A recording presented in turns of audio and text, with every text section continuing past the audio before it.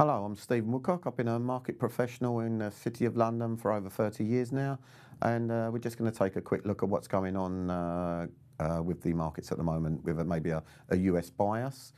Well, we did get the 0.25% rate cut last week from the Fed, which was widely expected. I'm told 90% of the market were expecting that.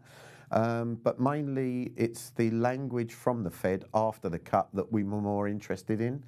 And what it seems like, they seem to be saying that we've come to the end of the current easing period, to the language of wait and see. So for the time being, I would suggest we may see the US even firm up on its currently. I think we're seeing a strong US footing at the moment. Certainly the indices, stock markets are extremely firm, with the S&P and Dow, all breaking record highs. So S&P has broken as well above a very, very important sort of trend area.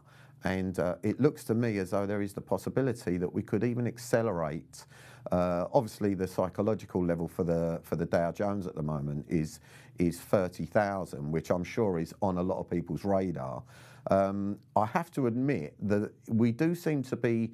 It's a long trek up here. It seems to be making hard work of it, but we've only just seen the latest easing. So there is a possibility we trade on higher through the current levels.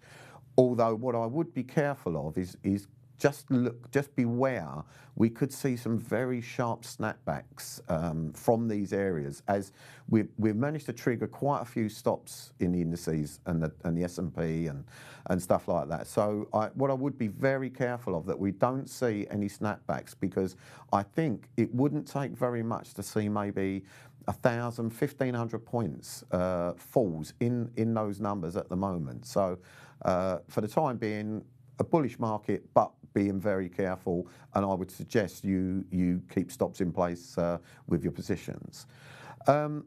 With the language that came from the Fed about a current wait and see process, what I would suggest is that the dollar is possibly going to gain from that comment. We've seen a weaker dollar over the last month gradually, but I have to admit I'm a big dollar fan. I think the dollar's undervalued.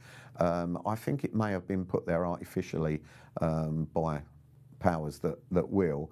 But I have to admit that I like the price action in dollar yen especially, and I think what we're going to see is I think once we see the China trade talks resolved, which I do think will be quite soon, what I would like to see, I'd like to see dollar yen maybe trade up through the sort of 109 area, and I think dollar yen has got legs to maybe trade up towards the 112, 115 area in the medium term. So for me, possibilities of a stronger dollar off the back of the Fed movements at the moment, resilience in the US, and I think the US still is doing very well, seems to be outperforming everywhere else, and I'd look for the moment for that to continue, with the one eye maybe on the impeachment talks, but I don't think they're going to come to anything, and I suggest it's as you were, basically.